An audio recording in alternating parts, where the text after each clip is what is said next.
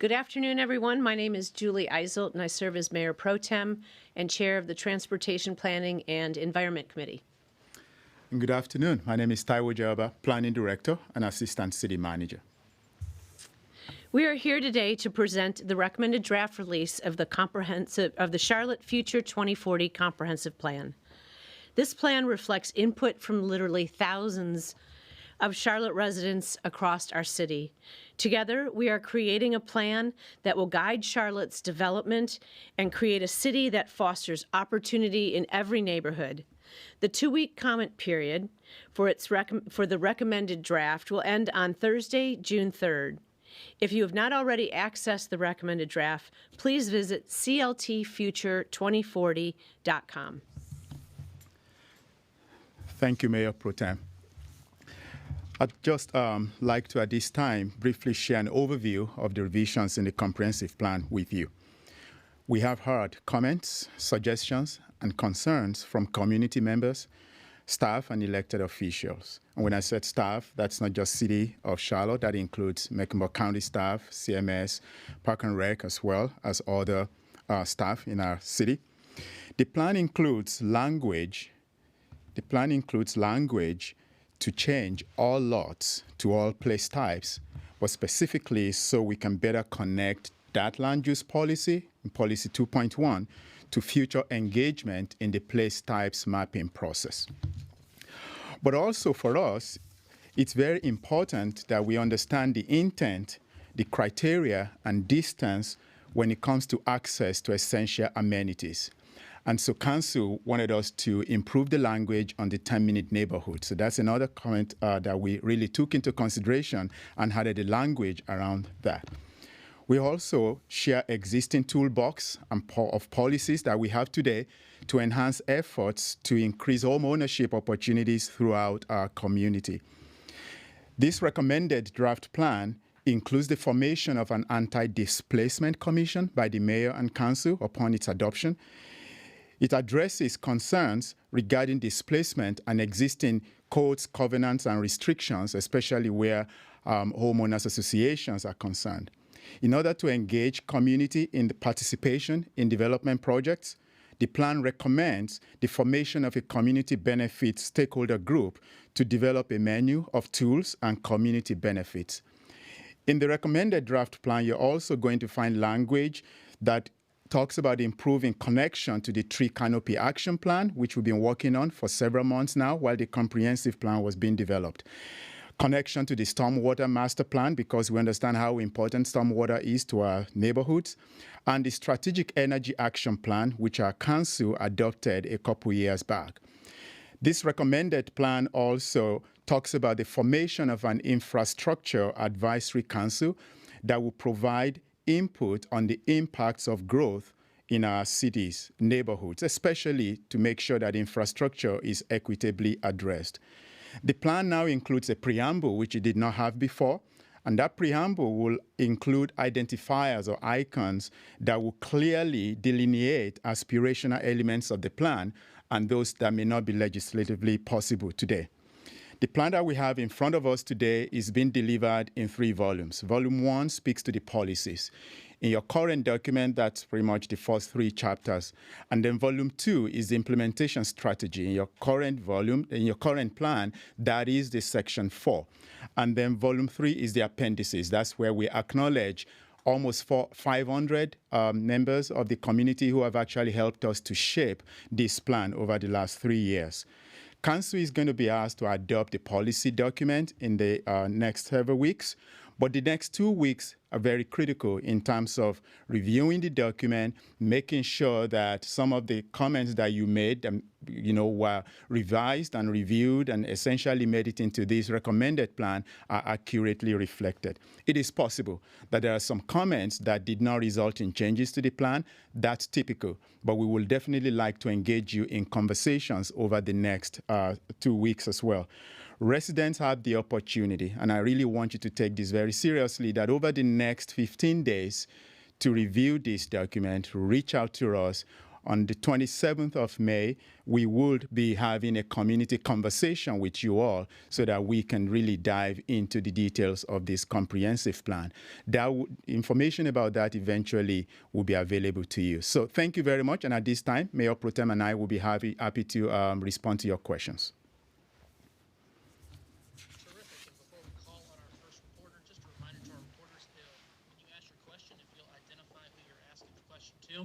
We would appreciate that. Joe Bruno did have his hand up, but he just dropped off the call, it appears. To the rest of our reporters on there, if you'll raise your hand, I'll call on you. And Joe is back. We'll turn it over to Joe Bruno. Hello. I don't know where I went. I'm sorry. Question for you, Mr. Assistant City Manager. Are community benefits agreements legal in North Carolina? Thank you very much, Joe. According to the memo that came from our city attorney to the mayor and council, yes, they are legal as long as they're a contract between communities and the development industry. The city has no formal role unless a city interest is involved, such as a property or financial interest that we have in it. So they are legal in the state as long as it is a contract between the community and the specific development. Our next question will go to Danielle Shimtab. Hi, thank you guys so much for taking the time.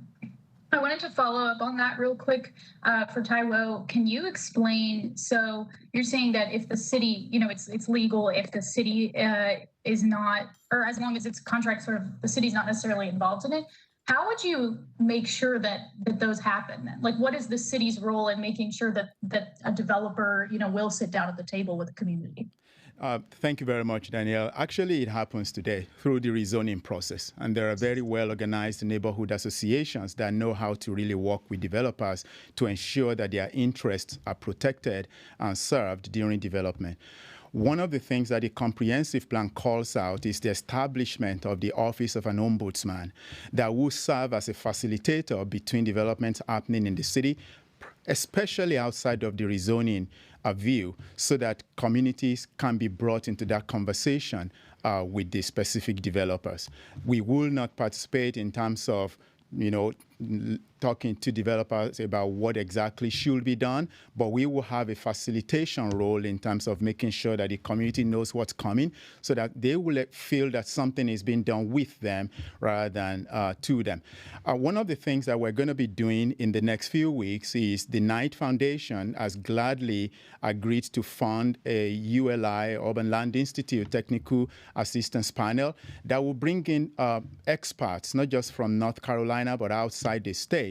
And that will be a conversation that these experts will have that, community members, stakeholders, as well as developers will be part of that process. A couple of our elected officials will also be included as part of that process. Findings from that technical assistance panel eventually will make their ways into especially relevant ones, will make their ways into the implementation strategy of the comprehensive plan. What that does is to alert the community as to how the process, is going to unfold and how they can organize themselves to be part of the process. Not necessarily to be a hindrance or a stumbling block to development happening, but to make sure that as this development process goes forward, they are part and parcel of that. How do we learn from other communities? What are they doing today? Maybe there's a different name that it's being called in other parts of the country. We want to make sure that we have an open conversation around that, and especially that office of the Ombudsman at the end of the day will be established that will allow everyone to know what's happening so they can participate. Our next question will go to Hunter Sines. Go ahead, Hunter. Hi there, Taiwo. This is for you, and I guess Mayor Pro Tem can also chime in after it. In regards to the buildings exceeding 20 stories and with the CBAs, are CBAs tied to that? I know you're calling it community benefits in the actual writing. Who would those benefits be between if it can't be an agreement with the city? And then also, Mayor Pro Tem, you know, if it exceeds these, if there are these restrictions, is this going to affect businesses wanting to come and build in Uptown? There are so many questions that I could ask about this because Uptown doesn't have a lot of area left in it. So is this one day going to be put in place for buildings being built in South End, let's say, you know, some taller towers as well? Great. Thank you very much, Hunter, for that question. So let's approach this in two ways. I think the comprehensive plan calls, remember there are 10 place types. You live in the regional activity center place type. The comprehensive plan talks about 20 feet plus. 20 stories plus. However, in Uptown, we've amended that language to say 30 stories or 500 feet or more. So we're not capping height. We're pretty much saying once you get to that 500-foot height, it triggers some incentives. It doesn't have to be about a community benefit agreement. It's really about public benefits. What are those incentives that could come to the city as a result of, you know, a building that's really exceeding 500 feet or 30 stories tall in the Uptown area?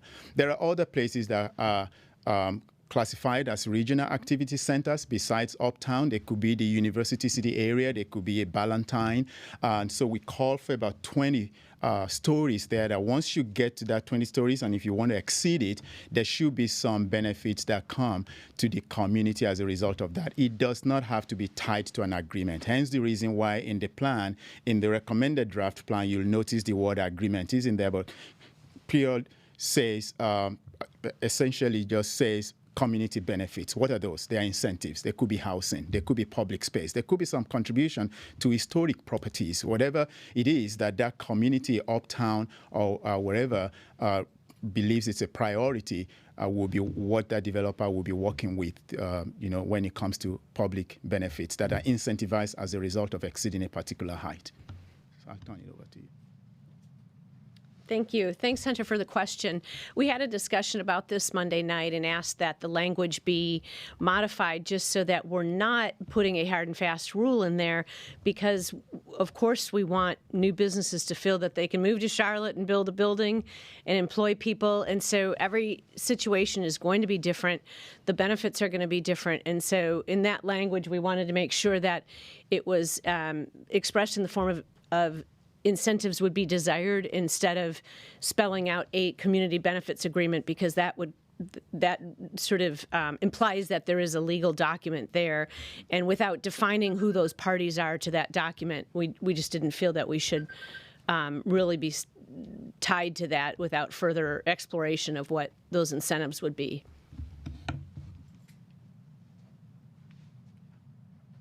Our next question will go to Ashley Fahey. Go ahead, Ashley.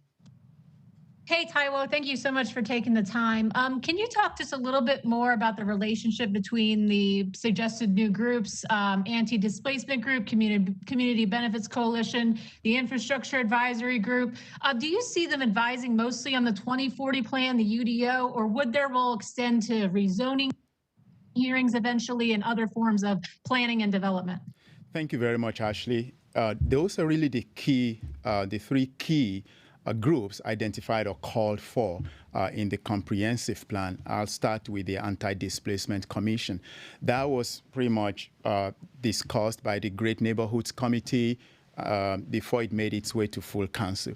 The idea behind that is that if you have housing diversity all throughout the city, how can you also have some language around anti-displacement to make sure that those who live in areas that we refer to as vulnerable communities today, areas where low-income earners live or black and brown people, how can we make sure that they are not impacted negatively or involuntarily displaced as a result of these plan proposals and policy. The way it's worked elsewhere, if I can use Austin again as an example, is that it was a committee of 17 formed by the mayor and council to operate for about 10 months in Austin. And they proposed a number of things. And one of the things that they proposed was the recruitment of an anti-displacement officer in Austin that will actually have an office that's multidisciplinary in nature: planning, economic development, housing, CDOT or Department of Transportation, or even Charlotte Area Transit System, for example. And when they went to their referendum back in 2020, that 7.25, I believe, billion referendum, there was a 300 million set aside for that work to be done so that residents of vulnerable communities will be protected from future extensions of rail corridors or whatever investment goes into that corridor. I don't know how ours will operate, but the plan calls for the formation of the same thing. And the principle behind it is, what are those things that we can come up with in terms of tools and strategies that will keep vulnerable residents in place? Secondly is the Infrastructure Advisory Council. That was a recommendation specifically put forward by Councilmember Dimple Ajmera and Councilmember Matt Newton, looking at residents of East Charlotte and Far East in terms of, when you're building a lot of density, how can we also make sure that other things like sidewalk or associated infrastructure support the development going forward so that people are not necessarily being burdened by the impact of growth. The purpose of that advisory council is to be able to work with us to come up with different strategies, whether through rezoning process or outside of it, that will make sure that as development happens in our city, how can private and public entities partner together to ensure that people are not burdened by the lack of infrastructure. The third one, of course, Community Benefits Coalition. That wasn't something that the plan called for earlier on, but we did talk about community benefits agreement. However, we heard clearly from the community. They formed the Community Benefits Coalition themselves, and so we've instituted that in this recommended plan to be that, work with a community benefit stakeholder group. All of these will at some point have interfaces, I'm so sure. How that works, I'm sure we're going to get into the nitty-gritty details of those upon the adoption of the plan. But they have to work together in order to make sure that not only are we protecting people who live in vulnerable communities, but our city is also well positioned to accommodate future growth and development. Brandon Hamilton. Hi, this question is for either one. We've been getting a lot of kind of questions about going back to the 2040 plan and this allowing duplexes, triplexes, and this single family housing from people who have lived in neighborhoods where it's just been single housing for a long time. I think you kind of answered in the beginning, legally what the city can do and how, these changes can be made. But are you guys worried about any recourse or potential legal actions from homeowners or neighborhoods not wanting, or, with this allowing other type of zones in this single family housing? So with regard specifically to legal action, we don't have a zoning designation right now that says only single family housing. Our 5 designations say that you can put duplexes on corners. So I don't know if there would, I can't really speak to whether there'd be legal action against a zoning designation. With regards to a private lot transaction, I guess there's always the possibility of that. But, I think we are comfortable with what we've passed. And maybe Taiwo's got more on that. Yeah, Mayor Pro Tem, thank you. That's a good way to start. Nothing in this plan infringes on people's property rights or the ability to own or, their own properties. We are not, getting into property rights issue with this plan. And if we're going to get sued at all, we're going to get sued today on decisions that we make, every third Monday of the month with regards to rezoning or not. So we just know that the purpose of a plan is to set policies in place that will allow us to be able to inform the regulatory piece, which is really where you have the law. And so until that comes into play, it will be very difficult to answer that question. Is there going to be somebody upon adoption of this plan who will file a lawsuit? I don't know. But we, like Mayor Pro Tem said, we feel comfortable with what Council adopted last Monday. That's made it into this recommended plan, that we're headed in the right direction. And then once we get into the regulatory pieces of it as part of the Unified Development Ordinance, we're going to need a lot of looking back at how exactly this will look in the urban space or on the ground itself, but making sure that we are in conformance with what the law allows us to do as a city. Go back to Joe Bruno.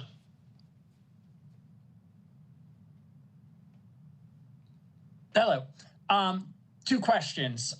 When there are questions, though, about the legality of things like impact fees and CBAs, why include them in this plan? Second question would be, what cities have successfully expanded single-family zoning to include duplexes and triplexes that would be a model for Charlotte to follow?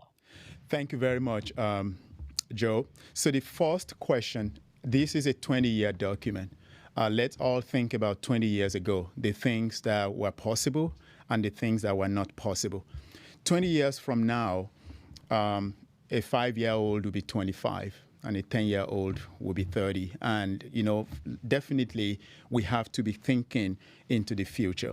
Almost 400,000 more people will be added to our population in the next 20 years. About 212,000 jobs.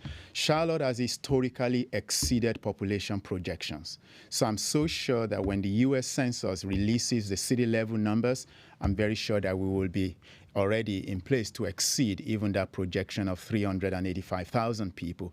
And so as we develop and grow fast as a city, we have to look at different ways by which we can do business. While impact fees or even mandatory inclusionary housing are not possible today legally or legislatively in our state, we have to think ahead of the future about what's possible and what may not be possible. Hence the reason why we have been very careful in the document to be, very succinct with our language around that, such as explore or lead the charge or search or, find a way to be able to get this done. We are a leading city in North Carolina, the largest city, the only city with a very successful rail system as well. And so all of these things are very important as we think into the future. So having those tools, aspirational they may be, really to position us to continue to make sure that we benefit from growth while we also minimize or lessen the impact or the burden of growth for our residents. Your second question has to do with examples.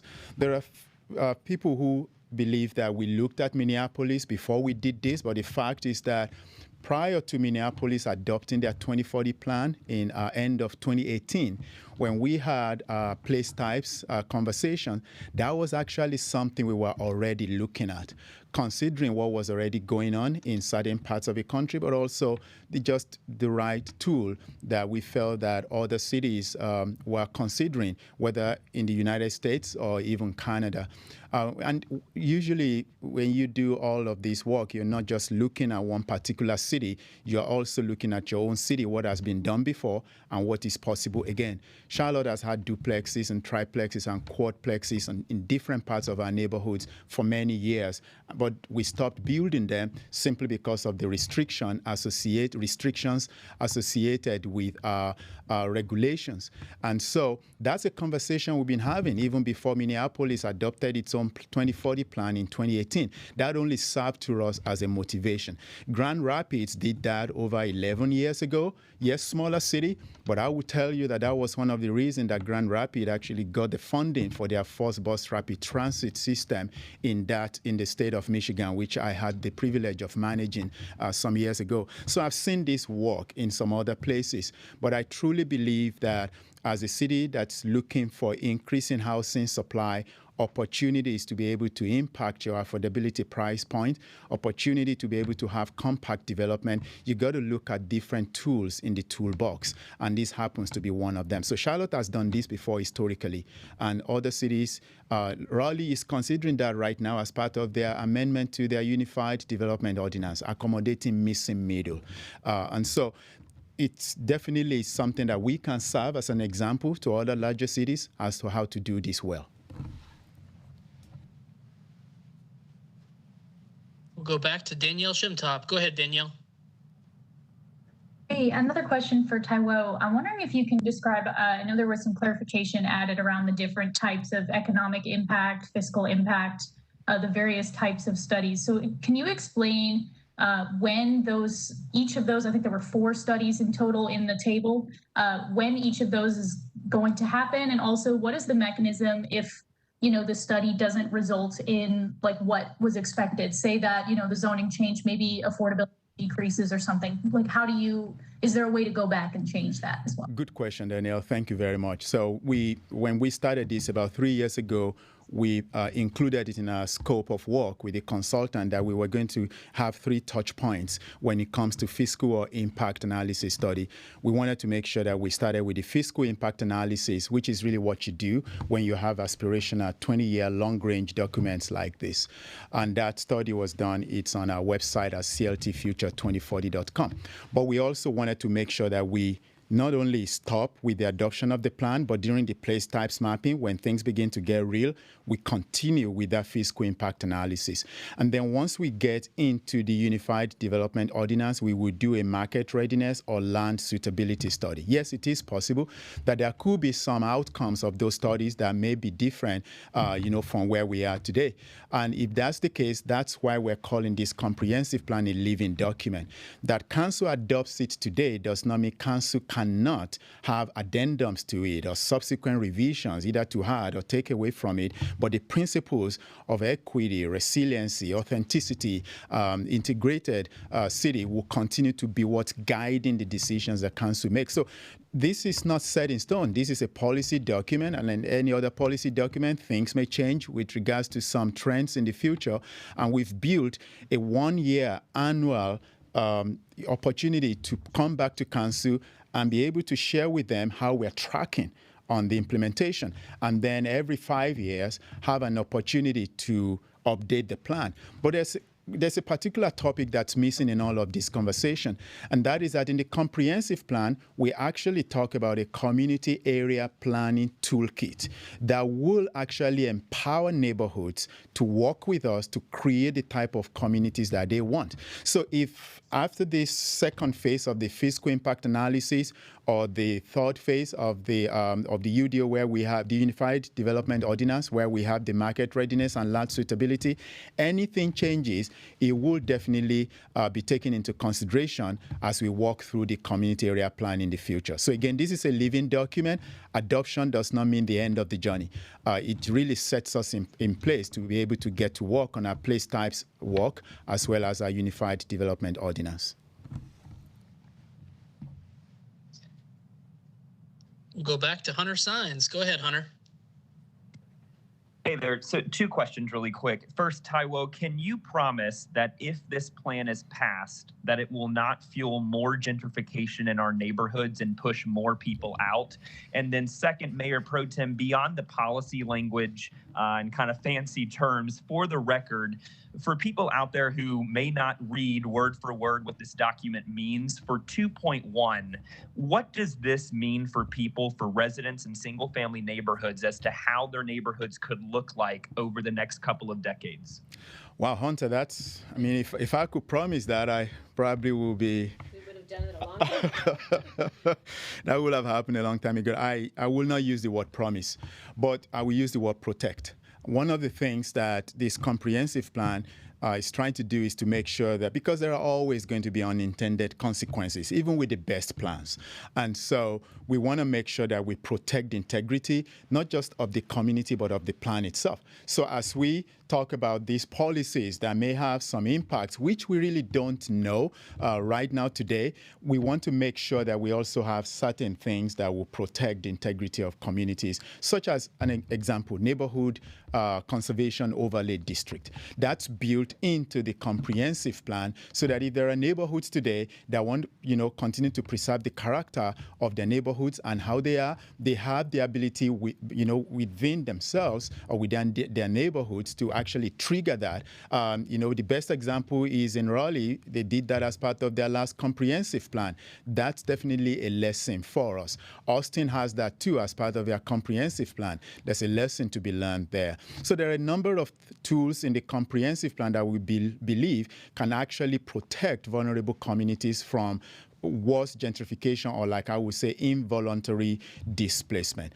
Again, I will not say promise, but I will say protect. And then over time, like I said earlier in my response to Danielle, we will continue to look at what's going on. The city is talking about anti-displacement dashboard right now that will have metrics and measures to be able to help us capture some of these numbers. Those will impact how we tweak the plan going forward if we find that there are certain unintended consequences that, that we can still take care of. Before they get worse. So this plan has in place tools that will help us to really mitigate some of the displacement that we have today, involuntary displacement that we have today. Mayor Pro Tem. Thank you for the question, Hunter. We kind of chuckle about it, but it's the worst problem we have, right? If we could prevent gentrification, we would. It's happening so quickly right now that I don't think this is introducing gentrification. It is introducing a way to get housing in our community that heretofore has been really hard to build.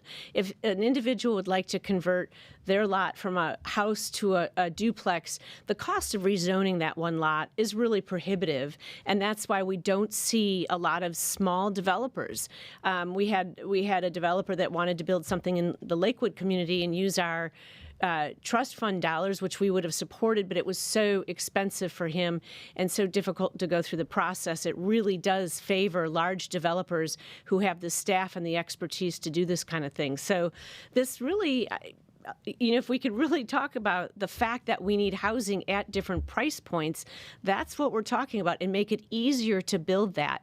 If you're talking about 2.1 and what's that going to do to neighborhoods, I'd ask you to ask yourselves why there isn't a duplex on every corner lot now, because it's allowed. And the corner lots aren't more valuable than the lot next door just because of that, right? So I'd say that we can't predict the future, but the American Planning Association had a recent study out on Minneapolis in their experience, and they actually have found that there are people disappointed because it has not moved the needle far enough. They've only had like a single-digit increase in the number of duplexes built. So, we may find out that, in fact, it doesn't bring us that product that we really are hoping it's going to bring us. And then we have to figure out, again, go back to the drawing board to figure out how to do that. So, but in the meantime, it's not a perfect tool, but it's a pretty good tool to try to get accommodate not only the people that are living here who can't find an affordable place to live, but the 400,000 people that are going to move here in the next 20 years. Where are we going to put them? So. Our final question of the day will go to Ashley Fahey. Go ahead, Ashley. Hi, referencing the zoning part of Monday's meeting, I know you guys talked about unintended consequences that have come out of the TOD ordinance, which of course was passed, I think, less than 2 years ago. I know this is a living document, but how nimble will the city and council be if such unintended consequences come up with the 2040 plan? I know you can adjust, but how quickly and how easily could you make those adjustments? That was the question that I asked Monday night, Ashley, because we're starting to see consequences of the TOD, and it shouldn't be expected that you'd pass a document and have been able to anticipate everything that was going to come from it. But it's my belief that the TOD NC, which is the category of transit-oriented development that's the closest to neighborhoods, we're starting to see impact on Noda, Plaza Midwood, Dilworth, that we hadn't fully anticipated. And so that's my question as well, is if we say we're going to be nimble, are we going to address these issues that are happening in real time? And I guess I'll find out in the next month.